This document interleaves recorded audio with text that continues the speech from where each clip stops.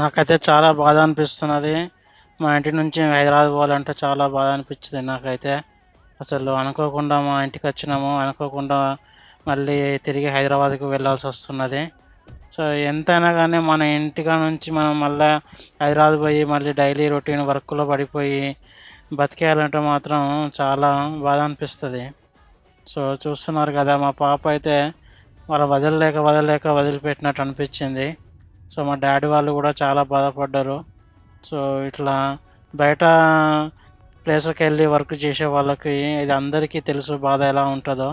So మేమైతే మా ఇంటికి వెళ్ళినాము, 1 వీక్ అక్కడే స్టే చేసినాము.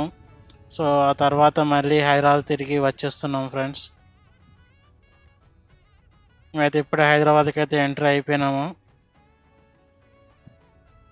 ఇక మళ్ళీ డైలీ రొటీన్ వర్క్కి అయితే వెళ్ళిపోవాలి రేపటి నుంచి ఇక.